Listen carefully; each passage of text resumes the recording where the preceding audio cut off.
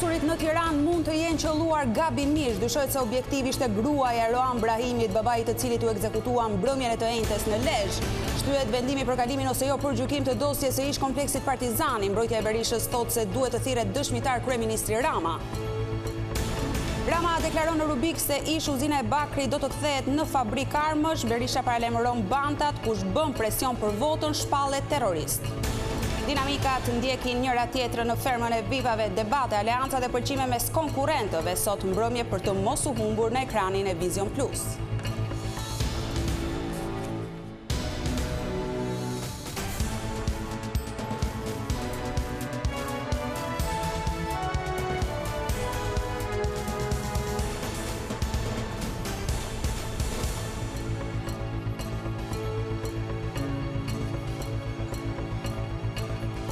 Përshëndetje nderuar teleshikues, ky është edicioni informativ i lajmeve këtu në televizionin kombëtar Vision Plus. Ekzekutimi i 64 vjeçarit në lokalin e tij dyshohet se mund të jetë i lidhur me atentatin në Tiranë ku u plagosën 4 persona, por që besohet se u qelluan gabimisht.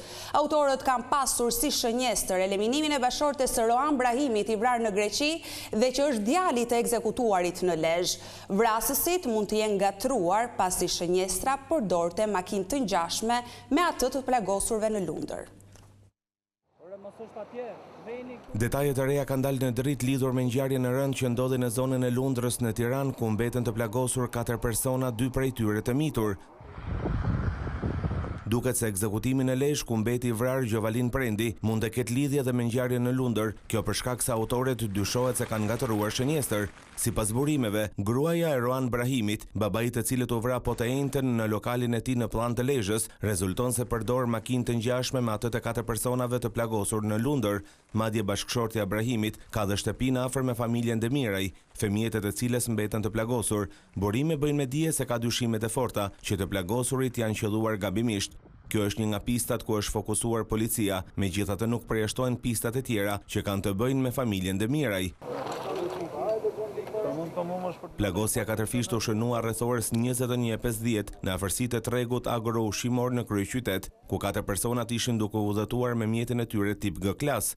Në këto momente një motor është afëruar dhe ka qelluar me breshëri plumbash në drejtim të tyre, duke plagosur drejtuesin e mjetit, 34 vjeçarin Aren Stafa dhe 19 vjeçarin Kian Mullahi.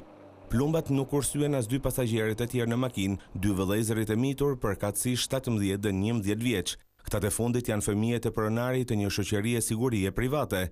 Pas atentatit, Stafa është larguar me shpejtësi në drejtim të Lundrës, në afërsitë të zonës së vilave ku dhe banojnë të miturit dhe i riu. Ata më pas janë dërguar në spital me një tjetër automjet. Sipas hetimeve paraprake, ka dyshime se autorët kanë qenë 2 persona të cilët i kanë zënë prit mjetit tip G klas. Me pas ata janë larguar nga vendngjarja me një motor, ndërsa policia ende nuk ka asnjë të dhënë që mund të çojë në identifikimin e tyre. Të plagosurit janë marrë në pyetje dhe kanë deklaruar se nuk kanë konflikte me askënd dhe nuk kanë arritur të dallojnë dot autorët. Të rinjt nuk kanë asnjë precedent penal, po ashtu dhe shoferi i tyre nuk rezulton të ketë patur probleme me drejtsinë të kaluaren. Pas ditën e së enjtes, 4 të rinjt kanë shkuar në Shijak për të festuar ditëlinjen e 11 vjeçarit, me pas janë drejtuar drejt Lundrës në zonën e vilave ku dhe banonin. Kian Mullahi, i cili studion në Londër, ishte kthyer vetëm një ditë përpara ngjarjes për Pashkët. 3 të rinjt janë shok me njëri tjetrin. Sipas burimeve nga spitali, 11 vjeçari vijon të jetë në gjendje të rëndë pasi plumbat e kanë prekur në pjesën e gjoksit. Vëllai i tij 17 vjeç është dërguar për mjekim në një spital privat në kryeqytet. 2 të tjerët, 19 vjeçari Kian Mullahi dhe 34 vjeçari Aren Stafa, janë jashtë rrezikut për jetën. Ndërkohë në vrasjen e Gjovalin Prendit në Lezhë dyshohet se janë përfshirë disa persona. 64 vjeçari u qellua me breshëri nga dera e lokalit, teksa ai ndodhej në ambientet e brendshme të biznesit të tij. Pista më e mundshme është ajo e akmarrjes për shkak të aktivitetit të birit. Të paktën 4 persona të moshës 30 deri në 35 vjeç që ndodheshin në 2 makina dyshohet të kanë marrë pjesë në ekzekutimin e 64 vjeçarit në Lezhë. Autorët dyshohet se lëviznin me një automjet tip Porsche Cayenne dhe kanë qelluar drejt Gjovalin Prendit, i cili mbeti viktimë e atentatit, përpara se të largoheshin me shpejtësi nga vendngjarja së bashku me mjetin tjetër që i shoqëronte. Prendi ndodhej në lokal së bashku me një person tjetër, i cili fatmirësisht nuk është prekur nga plumbat. Të dy mjetet janë afruar nga hyrja kryesore e lokalit dhe është hapur zjarr në drejtim të tavolinës ku qëndronte 64 vjeçari. Gjovalin Prendi kishte hapur lokalin e tij që ndodhet pikërisht pranë kryqëzimit të urës së Milotit dhe segmentit të vjetër drejt Rubikut, pa e ditur se aty do të ndodhte atentati fatal. Policia ka nisur hetimet për identifikimin dhe kapjen e autorëve dhe deri më tani ka shoqëruar disa persona për t'i marrë në pyetje, por ende pa rënë në gjurmë të ekzekutorëve. Ndërkohë, paraditje në kësaj të premteje është gjetur mjeti i djegur i autorëve në afërsi të fshatit Furzhorm. Mjeti është gjetur rreth 300 metra larg autostradës pranë një kanali, ndërsa kanë qenë banorët ata që kanë lajmëruar policinë e Kurbinit. Gjovalin Prendi është babai i Roan Brahimit, i njohur edhe si Sidorel Prendi, i cili u ekzekutua në një atentat mafioz në Athinë në 9 maj 2024 në sy të gruas dhe fëmijëve të tij. Brahimi ishte një personazh i njohur për autoritetet dhe dyshohet të ketë qenë i përfshirë në disa ngjarje kriminale në Shqipëri dhe Greqi. Ai njihej si rivali mbretit të lojrave të fatit Ervis Martinaj, i cili rezulton i zhdukur. Madje Roan Brahimi është përfolur si i përfshirë edhe për vrasjen e Brillant Martinaj. Në 23 prill, gjykata do të vendosë nëse dosja në të cilën akuzohet ish kryeministri Sali Berisha do të kalojë ose jo për gjykim. Avokati i kreut të opozitës kërkoi të thirret dëshmitare Edi Rama me argumentin se ka firmosur ndryshimin e destinacionit të truallit në ish klubin Partizani. 6 muaj nga mbyllja e hetimeve, seanca që do të vendoste për kalimin apo jo për gjykim të dosjes Partizani dështoi. Pas 4 orësh e 30 minuta, vendimi nuk u arrit të merrej për shkak të mungesës së njërit prej avokatëve. Genc Gjokutaj, mbrojtësi ligjor i ish kryeministrit Sali Berisha, për mediat u shpreh se në këtë proces duhet të thirret edhe kryeministri Edi Rama për të dëshmuar. Ne ritheksuam edhe një herë mungesën e faktit penal, shkak për cilin ne kemi kërkuar pushimin e çështjes. Ky është një manual shkeljesh, libri i procedurave të këqija. Kjo dosje, në të cilën gjen akte të pakomunikuara, ekspert të palicencuar, firma të falsifikuara, të cilat prokurori dëgjon dhe hesht. Imagjinoni në këtë çështje kur Sali Berisha akuzohet, është i pandehur, dhe Edi Rama nuk thirret, që është autori i ndryshimit destinacionit të truallit të klubit Partizani, i cili ka hapur siparin. Absolutisht ne e kemi kërkuar, sans paraprake nuk mund të thrasim dëshmitar. Gjokutaj nuk i kurseu komentet as për prokurorët Arben Kraja dhe Enkelejta Milonaj, sikundër as për gjyqtaren e çështjes Flojera Davidi. Shpresoj të marrë kohën e saj për të dhënë një vendim, sepse 6 muaj seancë paraprake edhe të jepet vendimi për 5 minuta, mua nuk më duket serioze dhe le pastaj të jetë profesionale. Nuk ndryshon SPAK-u, siç ka qenë ashtu do të jetë. Sali Berisha akuzohet nga SPAK se ka shfrytzuar postin e tij si kryeministër për të favorizuar dhëndrin e tij Marber Maltezi me qëllim privatizimin e truallit të ish kompleksit sportiv Partizani. Të dy akuzohen se kanë kryer korrupsion në bashkëpunim, ndërsa Maltezi edhe për pastrim parash. Vendimi pritet të merret në 23 prill.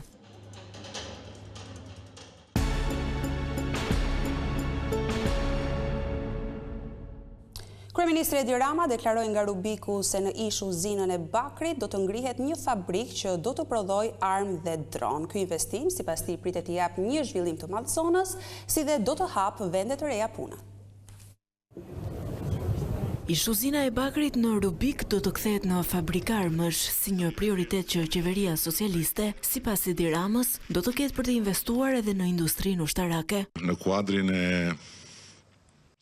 hapjes së një faqe të re në fushën e mbrojtjes dhe të ekonomisë, ne nisim me investimet e para për krijimin e qendrave të prodhimit të industrisë ushtarake. Dhe këtë kompleks e kemi identifikuar si një nga pikat ku do të investohet dhe do të prodhohet për forcat tona të armatosura, por në masën më të madhe për eksport. Për forcat e armatosura, kryeministri Edi Rama premtoi edhe rritje të përvitshme pagash. Filozofia jon është që investimet në rritje për mbrojtjen, që janë investime që i bëjnë të gjitha vendet, dhe të cilat ne kemi kanalizuar fillimisht për disa gjëra themelore që mungonin, një ndër cilat kryesorja rritja shumë domethënëse e pagave të ushtarakëve tanë. Synojmë që të rrisim pagat çdo vit për të arritur në mesataren e NATO-s. Dhe patjetër që kemi parë që kjo ka sjell një rritje të interesit për të bërë pjesë e forcave të armatosura. Rama shtoi se po përgatitet edhe hapja e Akademisë së Forcave Ajrore, ku do të fillojë përgatitja e pilotëve shqiptar. Duke marrë shkas nga ngjarjet kriminale të ditëve të fundit, Sali Berisha ka akuzuar qeverinë për dështim. Lideri i opozitës ka paralajmëruar bandat që sipas tij duan të ndikojnë në zgjedhjet e 11 majit. Berisha ka thënë se nëse qytetarët rikthejnë në pushtet Partinë Demokratike, bandat do të shpallen organizata terroriste. Kryetari i Partisë Demokratike Sali Berisha komentoi nga kruja 2 ngjarje të rënda kriminale që tronditën Lezhën e kryeqytetin mbrëmjen e së njëjtës. Gjatë takimeve në zonën e pazarit, Berisha akuzoi kryeministrin Edi Rama se me politikën e tij ka fuqizuar bandat kriminale. Nga një masakër tjetër, mbrëm rrugët e Tiranës u skuqen. 4 vetë morën bërshëri dhe gjerë tani narkoshteti s'është në gjendje të thotë se çfarë ishin ato. Po një 11 vjeçar kur nuk mund të gjuhej mbi të doan. Mirë po, njeriu që i ndërsen dhe u thotë hani kokën njëri tjetrit, po më shërbeni mua, i shërbeni atij, krijon këtë situatë. Berisha paralajmëroi bandat kriminale që ushtrojnë presion mbi qytetarët në prag të zgjedhjeve se do të shpallen terroristë. Ne do bëjmë ligjin dhe ata të cilët do përzihen. Ata ju lutem shumë çdo qytetari të maj shënim personin që u vjen dhe ju bën presion, ju kërcënon për votën. Absolutisht do shpallet terrorist pas këtyre zgjedhjeve, ai do të listohet si terrorist dhe do trajtohet si terrorist. Berisha theksoi se 11 maj është dita kur vendoset e ardhmja e vendit. Ju bëj thirrje qytetarëve të Krujës, pavarësisht nga bindjet politike. Nuk është çështja këtu as për Partinë Demokratike, as për parti tjetër, as për këtë aleancë. Çështja është në radhë parë për xhepin tënd. Çështja është për pensionin tënd. Çështja është për rrogën tënde. Çështja është për biznesin tënd. Më pas, kryetari i Partisë Demokratike vizitoi një fasoneri në zonën e Krujës ku shpjegoi programin e PD-s për biznesin dhe vendimin për të mbrojtur sipërmarrësit nga zhvlerësimi i euros.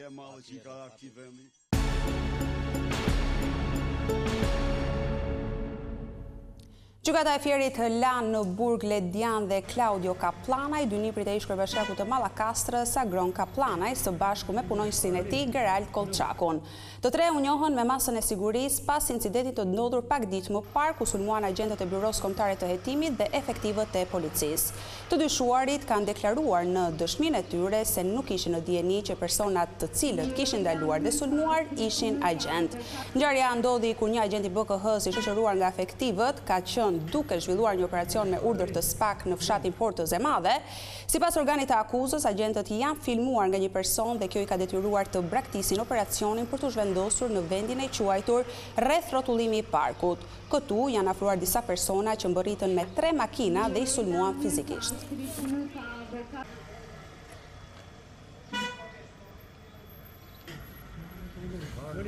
Drejtuesi i prokurorisë së posaçme Altin Dumani ka apeluar për forcimin e bashkëpunimit të SPAK me institucionet e arsimit të lartë. Në një mesazh në Universitetin Aleksandër Mojsiu në Durrës, ai ka theksuar se llogaridhënia është në themel të demokracisë.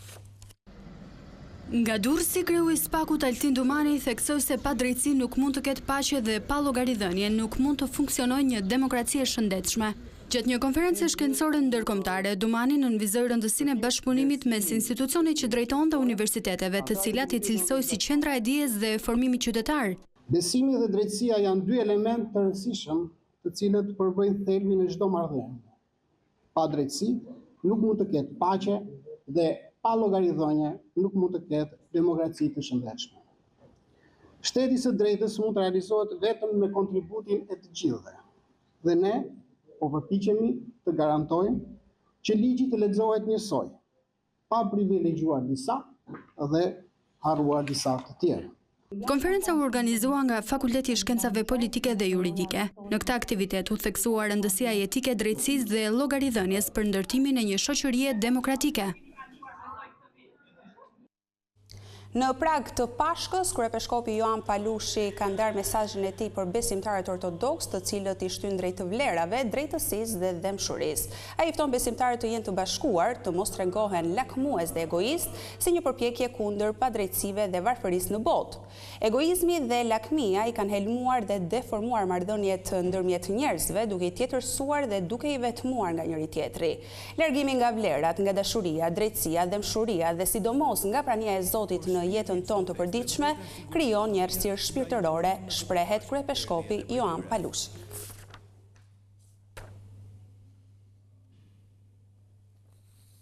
Pikat e kalimit kufitar me Greqinë po përballen me fluks të lartë lëvizjesh, pasi mijëra emigrant kthehen për të kaluar Pashkën natë dhe deri tani sipas autoriteteve doganore nuk janë krijuar radhë të gjata.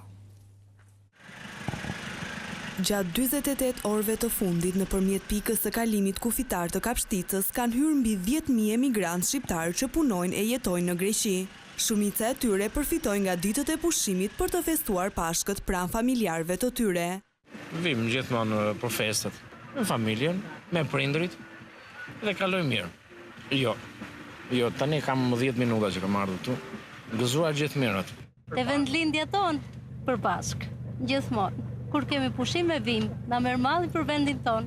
Në pikën e kalimit kufitar të Kapshticës po punohet me 6 sportele në hyrje. Njësoj po punohet edhe në pikën e kalimit kufitar të Kristapologjisë, ku paraqitet fluksi lart, por pa shkaktuar radhë të gjata. Policia shqiptare ka komunikuar me homologët grek për rastet ku fluksi paraqitet më i lartë për të vijuar kalimi me procedurë të përshpejtuar për emigrantët që janë të pajisur me dokumente greke. Një ngjarje e rëndë ka ndodhur mëngjesin e kësaj të premte në fshatin Ngrecalit të Fierit. Një fermer 60 vjeçar ka ndëruar jetë pasi dyshohet se ka zënë poshtë zetorit teksa ka qenë duke kryer shërbimet gjenerike poshtë mjetit. Agron Sukulli është gjetur nga fshinje tipa jetë poshtë gomës së zetorit pranë banesës së tij.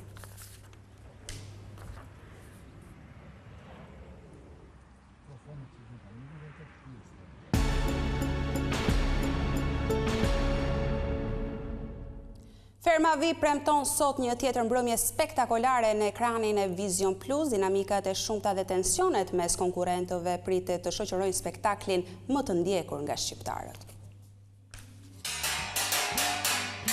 Edhe pse kanë kaluar më pak se 20 ditë nga nisja e rrugëtimit të Ferma VIP 2, kjo javë ka patur diskutime të forta, dinamika të paparashikuara si dhe shumë humor dhe momente emocionuese. Trajto mua ashtu të më dorën, ti kush je timi?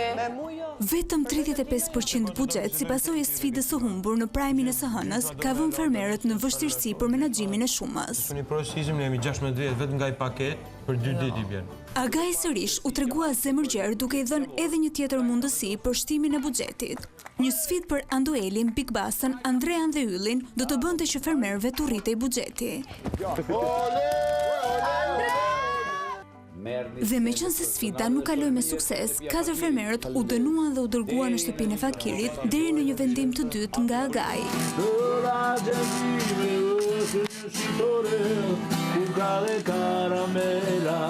Por ky vendim, i cili u shoqërua me penalizime si mos komunikimi me pjesën tjetër të konkurrentëve, është munduar të pritet me pozitivitet nga 4 fakirët. Dil këtej Big Mama, Elinara, Limi, Danela dhe Ester këtej. Kryeplak Albano edhe këtë javë ka bërë më së miri punën e tij, ku veç organizimit të sfidave ka sill shumë të qeshura në fermën e VIP-ave. Punimi i parcelave dhe mbjellja e perimeve ka vënë në lëvizje të gjithë fermerët. Si u ka zum juve, o puna ta bëj. Me Bikun, tregoja ka Niseronin. Sfidë që ka sjell debate për ndarjen e grupeve e deri tek tensionet dhe zërat e ngritur, veçanërisht mes konkurrentëve që humbën lojën. Si me fillu bjelljen! Gjatë këtyre ditëve në ferm ka patur momente tensioni, rregulla të thyera, prishje miqësish, por edhe fillime të reja. Limi dhe Alba u bën subjekti spekulimeve për momente intime. Këto pamje kanë ngjallur diskutime duke u komentuar si një zhvillim i ri në marrëdhënien e tyre. Një televotim i hapur nga dita e hënë për të zgjedhur fermerin e preferuar të publikut do të sjellë të tjera dinamika në lojë. Është pjesë e imja të na përcjell informacionin, kaç.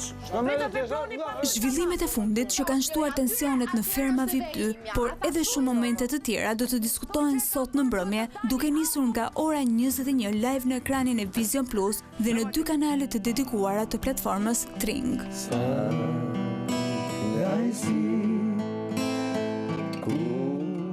Një tjetër moment historik në fushën e trashëgimisë kulturore, arkiva e negativëve, objekte dhe dokumentet e Pietro dhe Kelma Rubit janë përfshirë zyrtarisht në regjistrin ndërkombëtar të UNESCO-s. Ky vendim i rëndësishëm vjen si vlerësimi një prej arkivave më të rralla dhe më të pasura fotografike në Ballkan dhe më gjerë.